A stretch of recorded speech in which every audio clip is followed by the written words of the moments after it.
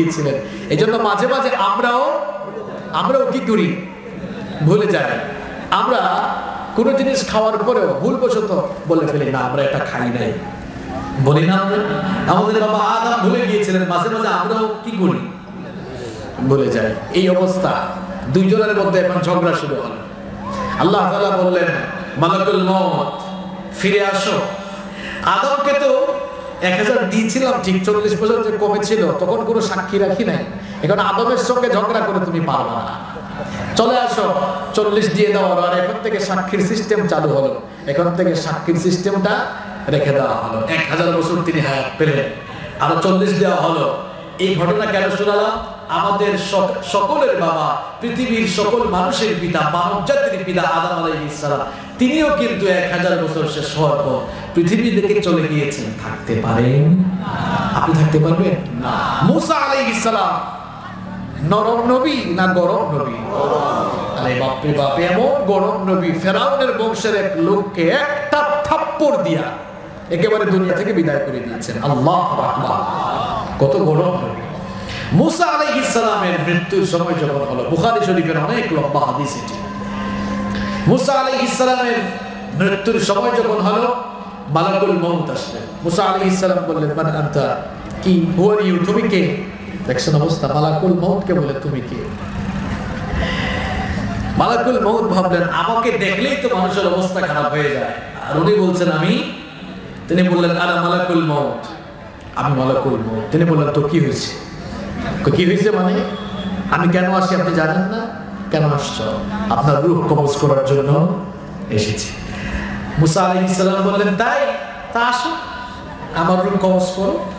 যখন কাছে আসলেন, ফালাম্মা জাআহু সাক্কাহু, যখন কাছে আসলেন একেবারে এই চোখের উপরে একটা থাপ্পড় দিলেন। আল্লাহ, এক থাপ্পড়ের চোটে চক্ষুটা বের হয়ে গেল। আল্লাহু আকবার, কেমন নবী! মালাকুল মউতকে পর্যন্ত থাপ্পড় দিয়েছে। কিসসা কাহিনী বলছি না। ফালাম্মা জাআহু সাক্কাহু, কাছে আসার পরে কি করলেন? একটা থাপ্পড় দিলেন, চক্ষুটা বের হয়ে গেল। মালাকুল মউত আল্লাহর কাছে গিয়ে বলেন, আল্লাহ, কার জান কবজের জন্য পাঠাইলেন? অল্পের জন্য তো আমার জানই শেষ হয়ে গেছিল। আল্লাহ তাআলা বললেন, আমার নবী মুসার কাছে ফিরে যাও, পয়গাম নিয়ে যাও, তাকে জানিয়ে দাও তিনি যদি আরো হায়াত চান, তিনি যেন একটি ষাঁড়ের পিঠের উপরে হাত রাখেন। তিনি তার হাত দিয়ে যতগুলো লোম ঢাকতে পারবেন, প্রত্যেকটি লোমের পরিবর্তে তাকে 1 বছর করে হায়াত বাড়িয়ে দেওয়া হবে। এই সংবাদ যখন মুসা আলাইহিস সালামকে দেওয়া হলো, তিনি পাল্টা প্রশ্ন করলেন। মালাকুল মউতকে বললেন, বুঝলাম 1 বছর করে হায়াত আমাকে বাড়িয়ে দেওয়া হবে প্রত্যেকটি লোমের বিনিময়ে। প্রশ্ন হলো, ওই হায়াতগুলো যখন ফুরিয়ে যাবে তখন কি হবে? মালাকুল মউত বললেন, তখন মরতে হবে, মৃত্যু থেকে বাঁচা যাবে। তখন তিনি বললেন, যেহেতু মরা একদিন লাগবে, তাহলে আর দেরি করে লাভ নাই, রূহ কবজ করে ফেলো, আমি আমার মাওলার দিদার লাভে ধন্য হয়ে যেতে চাই। এই সত্যর ঘটনাটি কেন শোনালাম? আপনাদেরকে মজা দেওয়ার জন্য নয় আমার ভাইরা। পৃথিবীর শ্রেষ্ঠ মানুষ হয়ে আম্বিয়া আলাইহিস সালাম, তারা কেউ মৃত্যুর হাত থেকে রেহাই পান নাই। সুতরাং আমি আপনি যারা আছি, আমরা মৃত্যু থেকে রেহাই পাবো।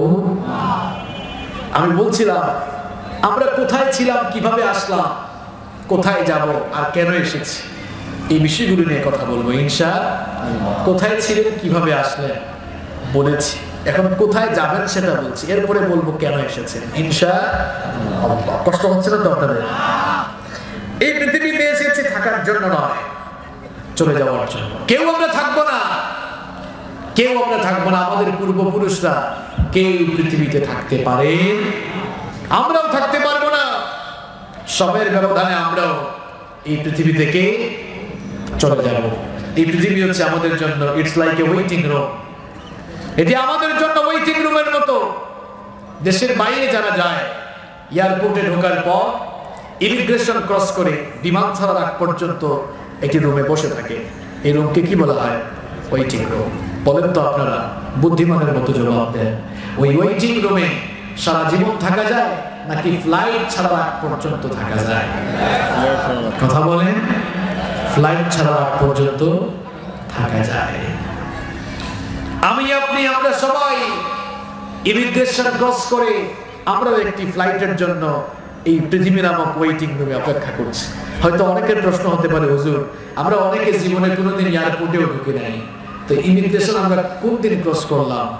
আপনি আমি যেদিন মায়ের পেটের ভেতর থেকে বের হয়েছি, ইমিগ্রেশন কমপ্লিট করে, ইমিগ্রেশন শেষ করে মায়ের পেটের ভেতর থেকে বের হয়ে এখন এই পৃথিবী নামক ওয়েটিং রুমে আছি আর অপেক্ষা করছি একটি ফ্লাইটে। ওই ফ্লাইটের পাইলট যিনি, তার নাম মালাকুল। আমরা বসে আছি, যেখানে আছি একটি ফ্লাইট আসবে, এই ফ্লাইট আসলে সকলকে চলে যেতে হবে। বিদেশগামী একজন প্যাসেঞ্জার আর কবরগামী একজন প্যাসেঞ্জারের মধ্যে তেমন কোনো পার্থক্য নেই, একটি পার্থক্য ছাড়া। খুব মন দিয়ে শুনুন। এই রূপসা থেকে জেদ্দা একজন লোক যাবে। কোথায় যাবে? জেদ্দা ছিলেন তো আপনারা? এটা কোন দেশে? আমেরিকায় না? কোথায় এটা? সৌদি আরব। সৌদি আরবের একটি সিটির নাম হলো জেদ্দা। তো আপনাদের যশোর এয়ারপোর্ট তো ইন্টারন্যাশনাল এয়ারপোর্ট না, ঢাকাতে গিয়েছে। ঢাকা এয়ারপোর্টে যাওয়ার পর রাত 11টা পর্যন্ত ইমিগ্রেশন শেষ করেছে। তার ফ্লাইট হচ্ছে রাত 12:30টায়। ফ্লাইট কয়টায়? রাত 12:30টায়। রূপসা থেকে জেদ্দাগামী একজন প্যাসেঞ্জার তার ফ্লাইটের সময় জানে, কিন্তু আমরা যারা কবরগামী প্যাসেঞ্জার, আমরা কেউ আমাদের ফ্লাইটের সময়ও জানি না। এটি হলো রূপসা থেকে জেদ্দাগামী যাত্রী। আর আমরা যারা দুনিয়াতে আছি, দুনিয়া থেকে কবরগামী যাত্রীর মধ্যে পার্থক্য যে ওই যাত্রী তার ফ্লাইটের সময় জানে আর আমরা আমাদের নিজের ফ্লাইটের সময়ও জানি না। আমি মাইকের সামনে কথা বলছি, উঠতে পারবো কিনা সেটাও জানি না। আমার মতো কত বক্তা মাইকে কথা বলতে বলতেই মরে গেছে। আপনি এখানে বসেছেন, বাড়ি যাওয়া দূরের কথা, এখান থেকে উঠতে পারবেন কিনা সেটাও চিন্তা করেছেন? কেমন জায়গায় আমরা আছি? খুব রিস্কি জায়গায়, খুব রিস্কি জায়গা এটা।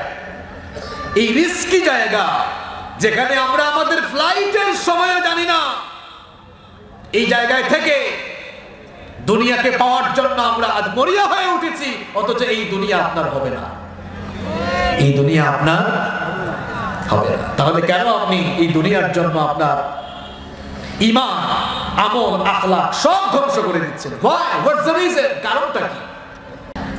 যারা নিজেদের ডেস্টিনেশন ভুলে গিয়ে নিজেদেরকে দুনিয়া ঘুর বানিয়ে ফেলেছে, যারা নিজেদের ডেস্টিনেশন ভুলে গিয়ে নিজেদেরকে ধ্বংসের পথে অগ্রসর করে দিয়েছে, তাদের দৃষ্টান্ত হলো রূপসা থেকে ঢাকাগামী এক নির্বুধ বাস যাত্রীর মতো। ঠিক করে বলিয়েন, আমি এখানে সুন্দর একটা দৃষ্টান্ত নিয়ে আসছি, ভালো করে শোনেন। যারা নিজেদের ডেস্টিনেশন ভুলে নিজেদেরকে ধ্বংসের দিকে অগ্রসর করছে, এদের দৃষ্টান্ত হলো রূপসা থেকে ঢাকাগামী এক নির্বুধ বাস যাত্রীর মতো। আপনাদের এই রূপসা থেকে এক লোক ঢাকায় যাবে, তো সন্ধ্যাবেলায় কাউন্টারে গিয়েছে, বাস কাউন্টারে গিয়ে বললো, ভাই ঢাকায় যাব, ঢাকায় যাব, কোন বাসে টিকিট দেওয়া যাবে? বললো, ভাই ইদানিং টিকিট খুব কম, আর আজকে সবগুলো বাসে টিকিট ফিল আপ হয়ে গিয়েছে, তবে একটা টিকিট আছে, একটি বাসের একটা টিকিট আছে, তাড়াতাড়ি কেটে ফেলেন, নইলে ওইটাও পাওয়া যাবে না। জিজ্ঞেস করলো, ওই বাস কয়টায়? বললো, ওইটা তো রাত 2টায় ছাড়বে। গিয়েছে কখন? সন্ধ্যাবেলায়। গিয়েছে কখন? সন্ধ্যা 7টায় গিয়েছে। এটা একটা দৃষ্টান্ত দিচ্ছে, সন্ধ্যা 7টায় গিয়েছে। ধরেন খুলনা শহরে গিয়েছে, খুলনা শহরে গিয়ে বাস কাউন্টারে জিজ্ঞেস করলো টিকিট আছে কিনা। অনেক সময় দেখা যায় না যে শর্ট পড়ে যায়, এই যে 21শে ফেব্রুয়ারির সময় 3-4 দিন সরকারি ছুটি থাকায় দেখছেন আপনারা, গাড়িতে বলেন বিমানে বলেন কি অবস্থা। তো ওই যাত্রীকে বললো, 2টার সময় একটা বাস আছে, খুলনা থেকে ছাড়বে, একটা টিকিট আছে, কেটে ফেলেন। ওই লোকটা মনে করলো, আরে একটাই আছে, কে জানি আবার কেটে ফেলেন, তাড়াতাড়ি দেন না, কেটে ফেললো। এখন বাস ছাড়বে কয়টায়? কথা কন, দিনে না রাতে? রাত 2টায়। সে গিয়েছে সন্ধ্যা, চিন্তা করলো খুলনায় চলে আসছে, এখন আবার এত জ্যাম, এত ভিড় ঠেলে রূপসায় আসবো, থাকো, আমার তো 7 ঘন্টা করে বাস ছাড়বে, তো বসে থাকে এখানে, কিছুক্ষণ বসে থাকার পর চিন্তা করে ধর এরকম বসে থাকলে তো ভালো লাগে না, এবার খাট পালং কেনা শুরু করলো, সোফা কিনা আরম্ভ করলো, কিছু প্রসাধনী কিনা আরম্ভ করলো। এই লোকটার এমন কাজ কারবার দেখলে আপনারা তাকে পাগল বলবেন না নির্বোধ বলবেন? ভালো বলবেন না পাগল বলবেন? নিশ্চয়ই তাকে আপনারা পাগল বলবেন। কেন? আরে ভাই এই 7 ঘন্টা তুমি এখানে আছো, এখানে তুমি অস্থায়ী আছো, স্থায়ী না, তুমি অস্থায়ী আছো, এই কিছু সময় এখানে আছো, এই সময়ের জন্য তো এত কিছু দরকার ছিল না। আমার ভাইরা, আমরাও যারা পৃথিবীতে আছি আমরা সবাই অস্থায়ী।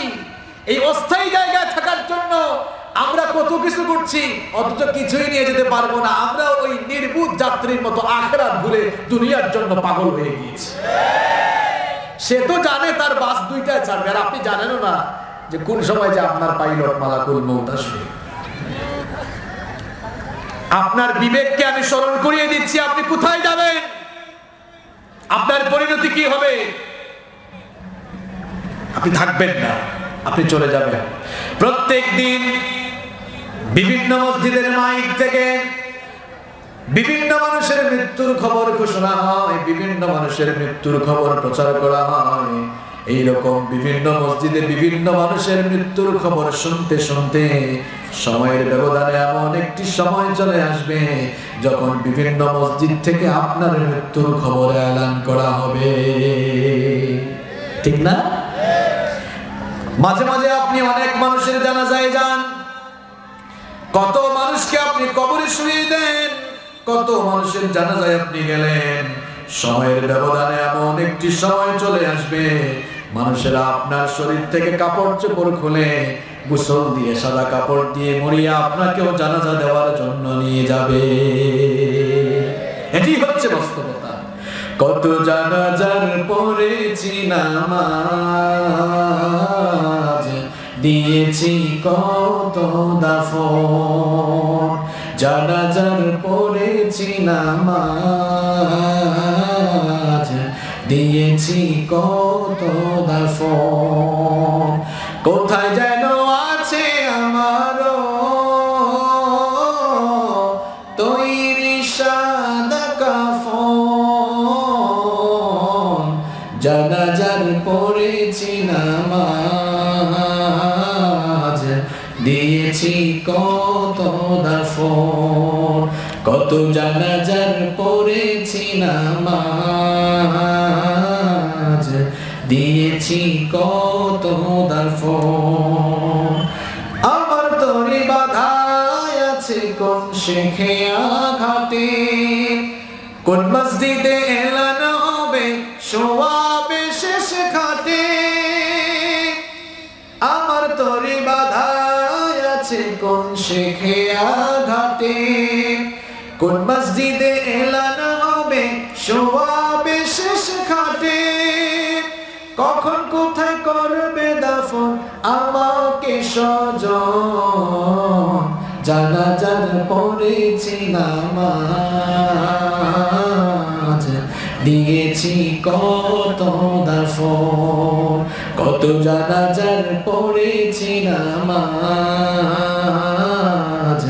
দিয়েছি কত দাফন। আমার ভাইরা খুব খেয়াল করে শুনেন, রাস্তাঘাটে হাঁটলে অনেক সময় বাঁশের ঝাড় দেখেন না? বাঁশের ঝাড় দেখেন কিনা? শুধু দেখে চলে যান। কখনো কি ফিলিংস তৈরি হয় না? কখনো কি এই ফিলিংস আপনার তৈরি হয় না? কোন বাতাসে কোথায় যেন দুলছে বাঁশের ঝাড়, কোন সে মাটি কোনখানে ডাকে রে বারবার। কোন বাঁশের ঝাড় দিয়ে আপনার কবরের ছাউনি দেওয়া হবে, এই চিন্তা, এই ফিলিংস কি আপনার অন্তরে জাগ্রত হয় না? কোন কবরের মাটিতে আপনি শুবেন, সব সময় মাটির উপর দিয়ে হাঁটেন, এই ফিলিংস কি একবার অন্তরে পয়দা হয় না? কোন বাতাসে কোথায় যেন দুলছে বাঁশের ঝাড়, কোন সে মাটি কোনখানে ডাকে রে বারবার। কোথায় যেন বর যাত্রী আছে রে 4 জন, জানাজার পড়েছি নামাজ, দিয়েছি কত দাফন, কত জানাজার পড়েছি নামাজ, দিয়েছি কত দাফন। আপনারও জানাজা হবে, আপনারও দাফন হবে। আপনি প্রেসিডেন্ট হন, প্রধানমন্ত্রী হন, মেম্বার হন, চেয়ারম্যান হন, প্রফেসর হন, ডাক্তার হন, আলেম হন, জালেম হন, পুলিশ হন, র্যাব হন, বিজিবি হন, যেই হন না কেন মরতে হবেই হবে। মৃত্যু থেকে আপনি বাঁচতে পারবেন? মৃত্যু থেকে বাঁচা যাবে না। এই পৃথিবী আপনার ঠিকানা নয়। আপনি যে বাড়ি বাড়ি করেন, আপনি বলেন, মানুষ জিজ্ঞেস করে আপনার বাড়ি কোথায়, খুব গর্ব করে বলেন এই যে ইটালিয়ান টাইলস করা বাড়ি দেখা যায়, এই বাড়িটা হলো আমার বাড়ি। আপনার বাবা যিনি ছিলেন তিনিও সারা জীবন এই বাড়িটা তার করেছেন, বলেছেন এটা আমার বাড়ি, এটা আমার বাড়ি। এই বাড়িতে থাকতে পারেন না। এই এলাকার কোনো না কোনো কবরস্থানের 3.5 হাত মাটির ভেতরেই তার জায়গা হয়েছে। আপনিও বাড়ি বাড়ি করছেন, এই বাড়িতে থাকতে পারবেন না। এই এলাকার কোনো না কোনো গোরস্থানে, কোনো না কোনো কবরস্থানে 3.5 হাত মাটি আপনার বাড়ি হবে, ঠিক না? আমরা আমাদের মৃত্যু সম্পর্কে জানি না, কে কখন চলে যাব সেটা আমরা জানি না। হঠাৎ করে আমাদের ফ্লাইট চলে আসতে পারে। সুতরাং এই পৃথিবীটা থাকার জায়গা নয়, এই পৃথিবী হলো চলে যাওয়ার জায়গা। কষ্ট হচ্ছে আপনাদের? আমি আমার সর্বশেষ পয়েন্টে এসেছি। এতক্ষণ আপনাদেরকে বুঝাইতে বুঝাইতে লাইনে নিয়ে আসছি। 10 মিনিট থাকা যাবে না ইনশাআল্লাহ। এখন আবার মূল কথাগুলো বলা শুরু করব। মনে আছে কোন বিষয়ে চলছে আলোচনা? কোথায় ছিলেন, কিভাবে আসলেন, কোথায় যাবেন, এবার কেন আসলেন? কোথায় ছিলেন, কিভাবে এসেছেন, কোথায় যাবেন, এবার কেন এসেছেন? মাত্র কয়েকটি দিনের জন্য, কিছু সময়ের জন্য পৃথিবীতে কেন এসেছেন? কেন আপনাকে সৃষ্টি করা হলো? কোন উদ্দেশ্যে আপনাকে দুনিয়ায় পাঠানো হলো? রব্বুল আলামিন কোরআনে কারীমের 51 নম্বর সূরা সূরাতুদ দারিয়াতের 56 নম্বর আয়াতে বলছেন, কেন তোমাদেরকে পাঠালাম, কেন তোমাদেরকে সৃষ্টি করলাম, উদ্দেশ্য সম্পর্কে জেনে নাও। ওয়ামা খালাকাতুল জিন্না ওয়াল ইনসা ইল্লা লিয়াবুদুন। I did not create the mankind and jinkind except my worship.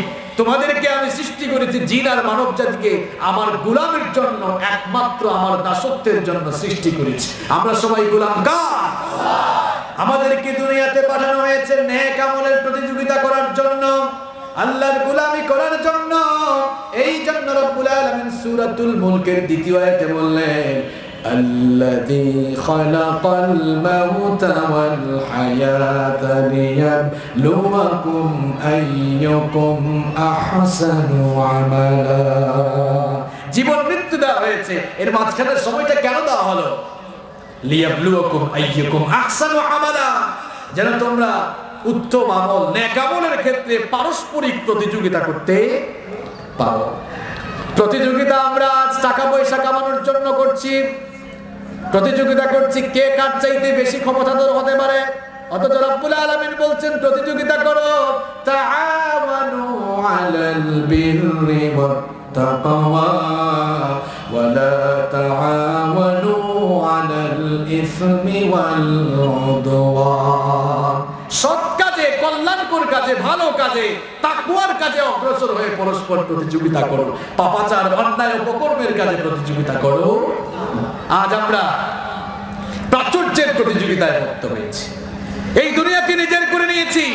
কত নির্বোধ হয়েছি আমরা, দিনকে রাত করে দিচ্ছি, রাতকে দিন বানিয়ে দিচ্ছি, সুদ ঘুষের সাথে সম্পর্ক রাখছি, নিয়মিত ঘুষ খাচ্ছি, সুযোগ পেলেই ঘুষের টাকা হাতছাড়া করি না। হ্যাঁ ভাই, তোমাকে বলছি, তোমার কাপড়ের কাপড়ে কয়টা পকেট রয়েছে বলো আমাকে? একটা টাকা নিয়েও তুমি কবরে যেতে পারবে না। এখন বলবে হুজুর এটা আমার জন্য না, উত্তরাধিকারের জন্য রেখে যাচ্ছে। তোমার উত্তরাধিকার তোমার সাথে যাবে না। তুমি মরে যাওয়ার পরে দেখবা সবাই তাড়াহুড়া করবে, সবাই মিলে তোমাকে কবরে শোয়াই আসবে। কার জন্য এগুলা করছেন? কেন নিজেকে ধ্বংসের দিকে ঠেলে দিচ্ছেন? আপনাকে সৃষ্টির উদ্দেশ্য আপনি ভুলে গিয়েছেন। রব্বুল আলামিন বলছেন, বান্দারে তোকে আমার গোলামির জন্য সৃষ্টি করেছি, আর আল্লাহর গোলামি ভুলে গিয়ে, আল্লাহর গোলামি না করে আমরা আজ নফসের গোলাম হয়েছি, অথবা আমরা শয়তানের মুরিদ হয়ে শয়তানের গোলাম হয়েছি। সৃষ্টির উদ্দেশ্য ভুলে গিয়েছি, পৃথিবীতে কেন এসেছি তা ভুলে গিয়েছি। সামান্য দুনিয়ার জন্য আল্লাহর কোরআনের বিরুদ্ধে দাঁড়িয়ে যাই, আলেমরা আমাদের বিরুদ্ধে দাঁড়িয়ে যায়, ইচ্ছা হলে ইসলামের বিরুদ্ধে কথা বলি। আরে ভাই, এখানে থাকার জন্য আসেন নাই, এত যে ইসলামের বিরোধিতা করেন, মরে দেখেন ফেরেশতারা কেমন পেদানি দেয়। আপনার বাপ দাদা থাকতে পারে না, আপনিও থাকতে পারবেন, চলে যেতে হবেই হবে। আজ যান আর কাল যান, যেতে আপনাকে হবেই। এখানে কেন এসেছেন এটা আপনাকে জানা দরকার। রাব্বুল আলামিন বলছেন, তোমাকে আমার গোলামের জন্য সৃষ্টি করেছি, যতদিন থাকবা গোলামের মতো আমার গোলামি করবা, ঠিক কি না? প্রশ্ন হলো, কতদিন গোলামি করতে হবে, কতক্ষণ গোলামি করতে হবে? এর জবাব কোরআনে আছে না নাই? রাব্বুল আলামিন বলছেন কতক্ষণ গোলামি করতে হবে। শোনো, ওয়া'বুদ রাব্বাকা হাত্তা ইয়াতিয়াকাল ইয়াকিন। তোর কাছে মরণ আসা পর্যন্ত তুই আমার গোলামি কর। আদেশটা কার? আদেশটা কার? মানে আপনি যে আল্লাহর গোলাম, এটা মুখ দিয়ে বললেই হবে না, আপনার কাজে কর্মে তা দেখাতে। আপনি আল্লাহর গোলাম, এখন আল্লাহর গোলাম হয়ে গেলে গোলামের কাজ মালিকের আইন মানা না মালিকের আইন অমান্য করা? বলেন, আপনি আপনার প্রতিষ্ঠানে কোনো লোককে কর্মকর্তা হিসেবে নিয়োগ দিয়েছেন, এখন কর্মকর্তার কাজ আপনাকে আদেশ দেওয়া না আপনার আদেশ মানা? কথা কোন ভাই? আপনার আদেশ। তো আপনাকে আল্লাহ গোলাম বানিয়েছেন, সুতরাং গোলাম হতে গেলে গোলামের পরিচয় দিতে হবে, গোলামের পরিচয় থাকা লাগবে। আজান হয়ে যাবে, আপনি যদি মসজিদে না যান, বোঝা যাবে গোলামি হলো না, বরং আল্লাহর সাথে একটা টিটকারি হলো, ঠিক না? নামাজে গেলেন না, নামাজে গেলে খুশি হন কে? আর নামাজ ছেড়ে দিলে খুশি হয় কে? তা আপনি ফজরের নামাজ ছেড়ে দিয়ে কারে খুশি করেন? আপনি জোহরের নামাজ ছেড়ে দিয়ে আল্লাহর গোলামির পরিবর্তে কার গোলামি করেন? আপনি আসর মাগরিব এশা প্রত্যেকদিন 5 ওয়াক্তের নামাজ ছেড়ে দিয়ে আপনি আল্লাহর গোলামির পরিবর্তে শয়তানকে খুশি করে শয়তানের গোলামি করেন। আল্লাহ বলছেন, সুদ খেও না, ঘুষ খেও না। ঘুষের টাকা দেখলে আপনার মাথা ঠিক থাকে না, আপনি তো আল্লাহর আইন অমান্য করলেন, আল্লাহর গোলামির পরিচয় না দিয়ে নফসের গোলাম হয়ে শয়তানের গোলামি করেছেন। এইভাবে নিজেকে মুসলমান দাবি করলেন, নিজেকে ইমানদার দাবি করলেন, আর আপনার জীবনের প্রত্যেকটি পরতে পরতে, প্রত্যেকটি পদে পদে আপনি অন্যায় অপকর্ম করলেন। কথা বলার সময় মিথ্যা বললেন, আপনি এই মুখ দিয়ে, এই জবান দিয়ে গীবত করলেন, চুগলখুরি করলেন, পরনিন্দা করলেন, পরচর্চা করলেন, সুদ খেলেন, ঘুষ খেলেন, চাঁদাবাজি করলেন, দুর্নীতি করলেন, টেন্ডারবাজি করলেন, মানুষের উপরে জুলুম করলেন, অন্যায় করলেন, রাহাজারি করলেন। এইভাবে মুখ দিয়ে ইমানের কথা বলে আর লেবাসটা মুসলমানের ধারণ করে জীবনের প্রত্যেকটি পরতে পরতে যারা অন্যায় অপকর্ম করে, এর নাম ইমানদারি নয়, এর নাম বেঈমানি, এর নাম মুনাফিকি। ঈমান এটা মুখে দাবি করার শুধু বিষয় নয়। ঈমান হলো আপনার কাজে কর্মে প্রতিফলন, কিংবা কাজে কর্মে ঈমানের বহিঃপ্রকাশ আপনার ঘটাতে। আপনি ঈমানদার, আপনি নামাজ ছাড়েন কেন? এক ব্যক্তি বলল, হুজুর আমি নামাজ না পড়লে কি হবে? আমার ঈমান কিন্তু ঠিক আছে। শয়তান এই কথা শুনে বলে, আল্লাহ কেন যে আমার শয়তান বানিয়েছেন, এটা আমার চেয়ে বড় শয়তান, কারণ আমার উদ্দেশ্য আমার কাজ কারবার সব সে করে। দাঁত ব্রাশ না করে এক লোক বলতেছে আমার মুখ পরিষ্কার, এটা যৌক্তিক না অযৌক্তিক? কথা বলেন। দাঁত ব্রাশ না করে মুখ পরিষ্কার বলা যেমন অযৌক্তিক, তেমনি 5 ওয়াক্তের নামাজ ছেড়ে দিয়ে নিজেকে ঈমানদার দাবি করাও সম্পূর্ণ অযৌক্তিক। আমার কথা নয়, বলেছেন মুহাম্মদ সাল্লাল্লাহু বাইনাল আবদি ওয়াল কুফরি তারকুস সালাহ। আল্লাহর বান্দা আর কাফেরের মধ্যে, কুফরের মধ্যে পার্থক্য হলো নামাজ ছেড়ে দেওয়া। আল্লাহর বান্দা নামাজ ছাড়তে পারে না। মান তারাকা সালাতাম মুতাআম্মিদান ফাকাদ কাফারা। ইচ্ছে করে যারা নামাজ ছেড়ে দিল তারা আল্লাহর সঙ্গে কুফরি করল। নাউযু বিল্লাহি মিন যালিক। আমার বাবারা, আমার ভাইয়েরা, যে ঈমান আপনাকে 5 ওয়াক্ত আযান হলে মসজিদ পর্যন্ত নিতে পারে না, আপনার এই দুর্বল ঈমান কি করে আপনাকে জান্নাতে ঢুকাবে বলেন? আপনার এই ঈমান তো আপনাকে মসজিদেই নিতে পারে না। আপনার যে ঈমান আপনাকে ঘুষ থেকে ফেরাতে পারে না, অন্যায় থেকে ফেরাতে পারে না, সুদ থেকে ফেরাতে পারে না, দুর্নীতি থেকে ফেরাতে পারে না, এই ঈমান কি করে আপনাকে জান্নাতে নিয়ে যাবে আমাকে বলুন না। আপনি তো দুনিয়াতে এসেছেন কার গোলামির জন্য? তো গোলামির পরিচয় আপনি দিচ্ছেন। এখন গোলামির পরিচয়টা কিভাবে দিবেন? গোলামির পরিচয়টা কিভাবে দিবেন? আপনার জীবনের প্রত্যেকটি জায়গায় আল্লাহ তাআলার বিধান আপনি পূর্ণাঙ্গভাবে মেনে চলবেন। আমার অনেক যুবক ভাইরা নামাজই আসে না, এদেরকে বলি ভাই নামাজে আসে, কয় হুজুর আমার সময় হয়নি। কেন সময় হয় নাই? কয় হুজুর দেখেন না এখনো চুল দাড়ি পা এখনো কালো আছে। আরে ভাই আপনার মতো কত যুবক কত তরুণ ছেলেরা 20-25 বছর বয়সে মারা গিয়েছে, এমন আছে না নাই? শয়তান পজিটিভলি আপনাকে ধোঁকায় ফেলে রেখেছে, কারণ শয়তান চায় না আপনি নামাজে যান। শয়তান আপনাকে আল্লাহর গোলাম বানাতে চায় না, সে আপনাকে তার গোলাম বানাতে চায়। এখন সিদ্ধান্ত আপনার, আপনি কার গোলাম হবেন। শয়তানের ধোঁকায় আপনি পড়বেন না। এটা হলো শয়তানের পজিটিভ ধোঁকা। তোমার বয়স হয় নাই, চুল দাড়ি পেকে যাক, এরপরে নামাজ আদায় করিও, এইরকম শয়তান পজিটিভলি ধোঁকা দেয়। আমার যুবক ভাইদেরকে বলতে চাই, শয়তানের পজিটিভ ধোঁকায় পড়া যাবে না। আপনাদের জেনে রাখা দরকার, পৃথিবীতে আসার সিরিয়াল আছে কিন্তু যাওয়ার কোনো সিরিয়াল। প্রথমে আসেন দাদা, এরপরে বাবা, এরপরে দাদার ঘরে নাতি হয়। এইরকম দুনিয়াতে আসার সুন্দর সিরিয়াল আছে, কিন্তু দুনিয়া থেকে যাওয়ার কোনো সিরিয়াল নাই। মাঝে মাঝে এমন কোন দৃশ্য দেখা যায়, নাতির লাশ দাদা কবরে নামায়। আছে না নাই? কথা বলেন আছে না নাই? সুতরাং শয়তানের এই পজিটিভ ধোঁকায় পড়বেন না। আমার যুবক ভাইরা, আজান হয়ে গেলে মসজিদের সামনের কাতারগুলো আপনারা দখল করবেন। বুড়া বাবারা রাগ করিয়েন না যে হুজুর আমাদেরকে রূপসায় এসে ঠেলায়া সামনের কাতার থেকে বের করে দিয়ে গেছে। আপনারা মারা যাওয়ার আগে যদি নিজের চোখের সামনে দেখে যান আপনাদের ছেলেগুলো মসজিদের সামনের কাতারে নামাজ আদায় করছে, এটা সুখের বিষয় না দুঃখের বিষয়। মরার আগেই দেখে যেতে পারলেন যে আপনার পরবর্তী প্রজন্ম নামাজই হচ্ছে। সুবহানাল্লাহ। যুবক ভাইদেরকে বলতে চাই, এই বয়সে ইবাদতের দাম বেশি। আল্লাহ নবী বলেছেন, একজন বুড়া মানুষের ইবাদতে আল্লাহ যত খুশি হন, একজন যুবকের ইবাদতে আল্লাহ তার চাইতে আরো বেশি খুশি হন। এজন্য এই যৌবনকালীন বয়সটা ইবাদতে কাটান ভাই। স্কুল কলেজ ইউনিভার্সিটিতে যারা পড়ছো তোমাদেরকে বলছি, আজান হয়ে গেলে তোমার সবকিছু বন্ধ করে নামাজে যাও।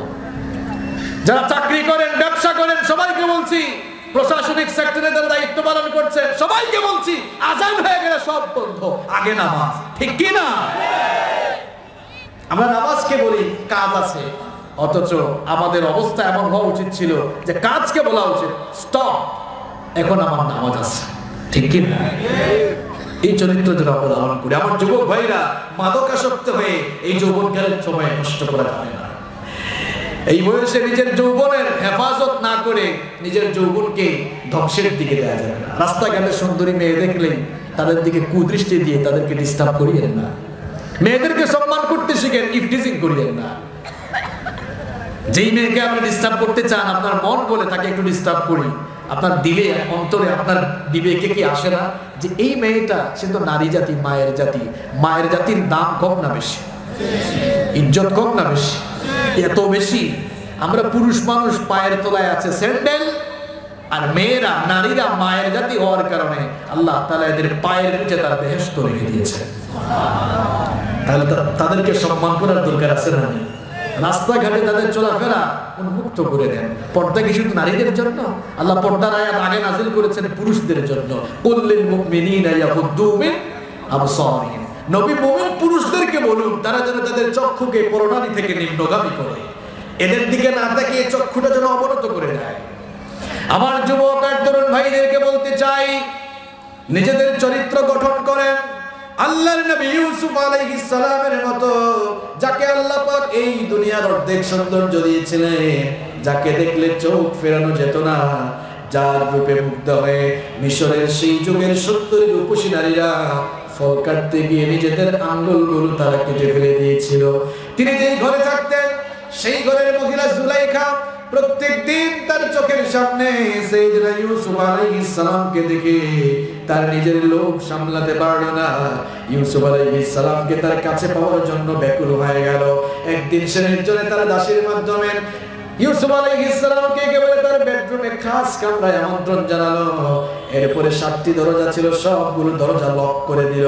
ইউসুফ আলাইহিস সালামকে যখন কুপ্রস্তাব পেশ করলো, সাইয়েদনা ইউসুফ আলাইহিস সালাম লক্ষ্য করলেন দুষ্ট এই মহিলা এমন জায়গায় নিয়ে এসেছে, এখান থেকে বের হওয়ার কোনো রাস্তা রাখে নাই। তিনি তো আল্লাহর নবী, এমন কুপ্রস্তাব তিনি মেনে নিতে পারেন না। তিনি তখন আল্লাহ তাআলাকে ভয় করে আল্লাহর সাহায্য চেয়ে তালাবদ্ধ দরজার দিকে তিনি যখন দৌড় দিলেন, রব্বুল আলামিন তার নবী ইউসুফের প্রতি খুশি হয়ে সকল দরজা খুলে দিয়ে দরজা তার জন্য উন্মুক্ত করে দিলেন।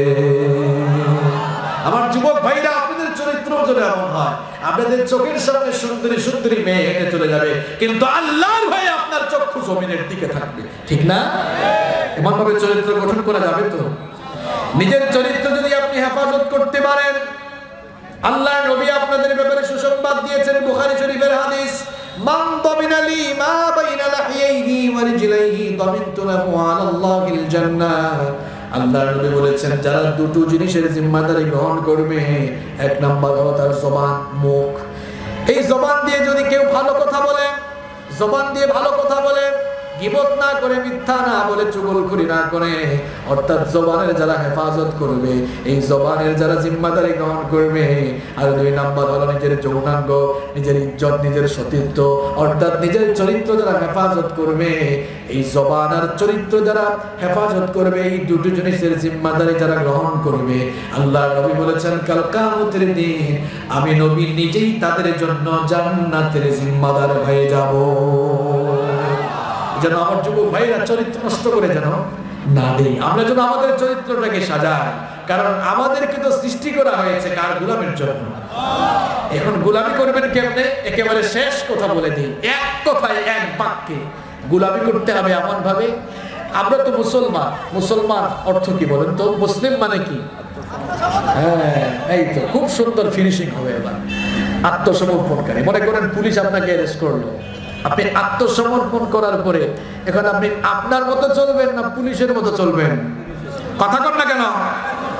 পুলিশের মতো চলবেন। আল্লাহর কাছে আত্মসমর্পণ করার পর সত্যিকারের কোন মুসলিম সে তার মতো, তার মন মতো চলতে পারে না, বরং তার জীবনের প্রত্যেকটি ক্ষেত্রে সে আল্লাহর ইচ্ছা মতো চলবে। নিজেকে আল্লাহর কাছে বিক্রি করে দিতে হবে। আল্লাহ সেই বিক্রির কথাই বলছেন, আল্লাহর সাথে ব্যবসা করার কথা আল্লাহ নিজে বলছেন। ইন্নাল্লাহা আশতারা মিনাল মুমিনিনা আনফুসাহুম ওয়া আমওয়ালাহুম বিআন্না লাহুমুল জান্নাহ। আল্লাহ বলছেন, পূর্ণাঙ্গ মুমিন হতে চাও, গোলামের নজির পেশ করতে চাও, তাহলে তোমার জানমাল আমার কাছে বিক্রি করে দাও। জানমাল আমার কাছে বিক্রি করলে বিনিময়ে টাকা পয়সা দিব না, বিনিময়ে সম্পদ দিব না, ক্ষমতাও দিব না। মন খারাপ নাকি আপনাদের? যে জানও দিলাম, মালও দিলাম, আল্লাহ ক্ষমতাও দেন না, টাকা পয়সাও দেন না, একটু জায়গা জমিও দেন না। তো বিনিময়টা এমন, এই বিনিময়ে দুনিয়ার কেউ আপনাকে দিতেও পারবে। আল্লাহ বলছেন, তোমার জানমালটা আমার কাছে বিক্রি করে দাও, বিনিময়ে আমার নিজের বানানো জান্নাত আমি তোমাকে দান করে দিব। এবার আসেন, শেষ করার আগে তো খুব ভালো করে শেষ করতে হয়। নগদ টাকা দিয়ে পচা তরকারি কে কে কিনবেন? হাত তুলেন। দেখছেন, নগদ টাকা দিয়ে কেউ পচা তরকারি কিনবেন? নগদ টাকা দিয়ে পচা মাছ কে কে কিনবেন?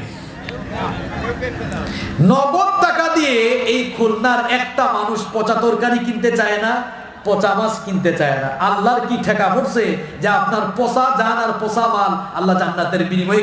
এখন বলবেন, হুজুর এই কথা মানে কেন বললেন? পচা জান পচা মাল মানে আপনি মিথ্যা বলছেন, আপনি গীবত করেন, আপনি চুগলখড়ি করেন, আপনি ক্ষমতা পেয়ে মানুষের উপরে জুলুম করেন, আপনি কোরআনের বিরুদ্ধে দাঁড়িয়ে গিয়েছেন, আপনি সুদ খান, ঘুষের টাকা দেখলে মাথা ঠিক থাকে না, আপনি চাঁদাবাজি করেন, টেন্ডারবাজি করেন, মুসলমানের বেশ ধারণ করে, মুসলমানের নাম নিয়ে আপনি এইরকম অন্যায় অপকর্ম করে আপনি আপনার জানমালকে পচিয়ে ফেলেছেন।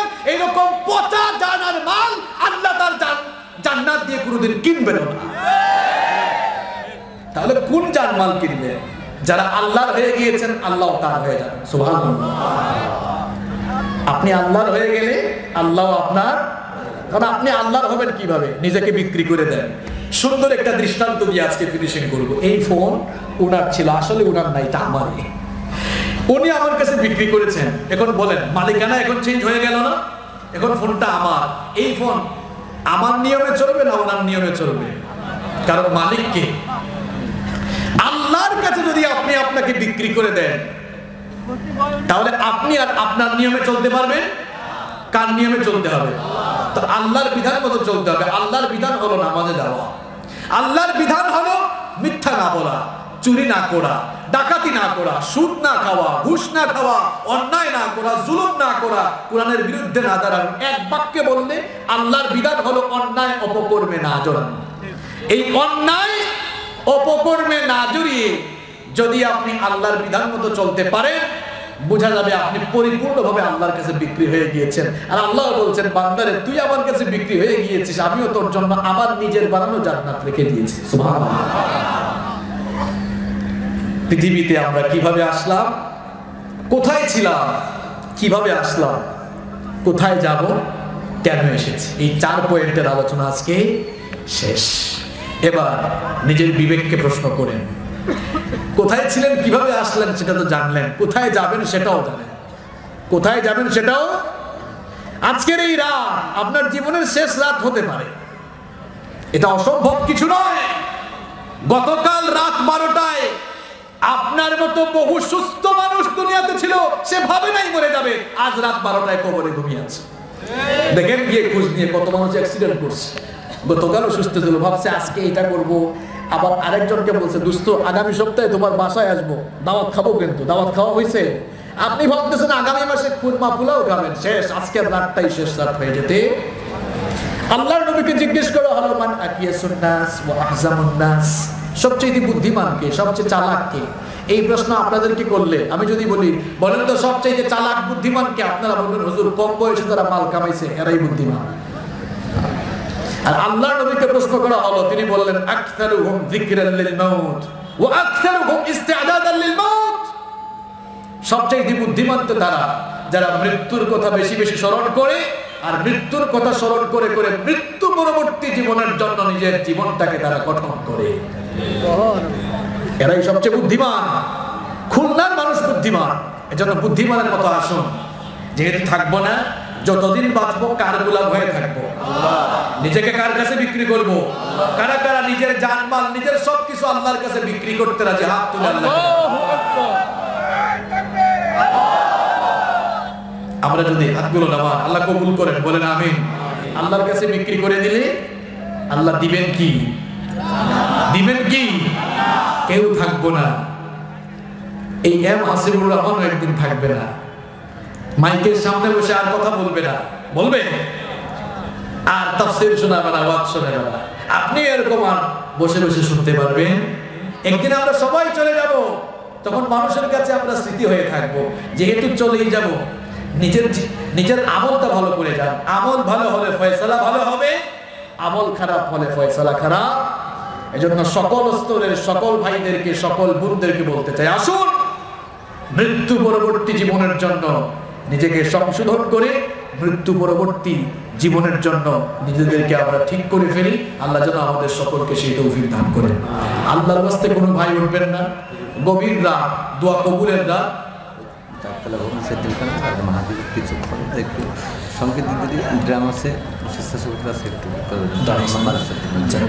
ভাইরা কেউ উঠবেন না, আপনারা গভীর রাত, দোয়া কবুলের রাত, এই যে এরপরে উঠতেছে। আরে ভাই, এই মোনাজাত তো আপনার জীবনের শেষ মোনাজাত হতে পারে। এই মোনাজাত আপনার জীবনের শেষ মোনাজাত, আর কোনোদিন মোনাজাত করার হয়তো সুযোগ নাও হতে পারে। এমনও হতে পারে আজকের মোনাজাতে আপনার চোখের পানি ঝরে যেতে পারে, আর চোখের পানি দিয়ে আপনার গুনাহগুলো মুছে যেতে। কার দিল কোন সময় নরম হয় কেউ জানে? আচ্ছা বলেন তো, শরীরে ময়লা আছে, গোসল করলে আর ময়লা থাকবে? আপনি যদি আল্লাহর কাছে ভিক্ষুকের মতো হাত তুলে চোখের পানি ছাড়তে পারেন, আপনার চোখের পানি নাকের ডোকায় আসার আগে আল্লাহ ওই চোখের পানি দিয়ে আপনার গুনাহগুলোকে ধুয়ে মুছে সাফ করে দিবেন। চোখের পানির অনেক পাওয়ার। এজন্য বসেন আপনারা, কেউ উঠবেন না। এই মাদ্রাসার বিল্ডিং এর কাজ চলছে। আমি নিজে মাহফিলে এসেই কমিটির ভাইরা আমাকে সেখানে নিয়ে গিয়েছে, আমি দেখে খুব খুশি হয়েছি। 4 তলা ভবনের নির্মাণ কাজ শুরু হয়েছে। এই মাদ্রাসা থেকে হাফেজ হবে। এই যে আজকে আমরা 2 জনকে পাগড়ি পরালাম, আমরা আশাবাদী এই মাদ্রাসা থেকে শত শত হাজার হাজার লক্ষ লক্ষ হাফেজ তৈরি হবে ইনশাআল্লাহ। এ পর্যন্ত 100 এর উপরে গেছে হবে মাশাআল্লাহ। এই পর্যন্ত 100 এর উপরে হয়ে গেছে। একদিন লক্ষ লক্ষ হবে ইনশাআল্লাহ। তো এই কোরআনের খাদেমগুলো এখান থেকে তৈরি হবে। এজন্য এই দ্বীনি প্রতিষ্ঠানগুলোকে আমরা আমাদের সহযোগিতা দিয়ে এই প্রতিষ্ঠানগুলোকে আমরা আরো এগিয়ে দিব। এজন্য আমরা আসুন একটু নিঃস্বার্থভাবে সামিল হই। সবাই একটু হাতটা উপরে তুলেন, হাত উপরে তুলেন। বহুক্ষণ বসছেন তো, একটু নাড়া দেন তো, এরকম নাড়া দেন তো। এবার একটু এরকম দেন, ব্যায়াম হয়ে যাক। এবার সবাই পকেটে হাত ঢোকান, আরেকজনের পকেটে না, নিজের পকেটে। আমি তো বলতেছি আগে তো আমার আমল করা দরকার, তাই না? এই দেখেন আমিও আমার পকেটে হাত ঢুকিয়ে আমিও বের করেছি। যারা দূর থেকে এসেছেন ভাড়ার পয়সা রেখে দেন, ভাড়ার পয়সা রেখে এই মাদ্রাসায় উন্নয়নের জন্য সবাই আপনারা সামিল হওয়ার চেষ্টা করেন। ভলান্টিয়ার ভাইরা চাদর নিয়ে ঢুকে যান, সবাই আপনারা সামিল হওয়ার চেষ্টা করেন। সবাই সবাই অনেকে দিক হাত ঢুকায় নাই, হাত ঢুকান, সবাই হাত ঢুকান। এই যে আমিও তো হাত ঢুকিয়েছি, সবাই হাত ঢুকান, সবাই ভলান্টিয়ার ভাইরা একটু তাড়াতাড়ি ঢুকে যান, একটু জিকির করেন লা ইলাহা ইল্লাল্লাহ। জিকিরের মাঝখানে কেউ উঠতে পারবেন না, উঠলে কিন্তু খবর আছে। লা ইলাহা ইল্লাল্লাহ।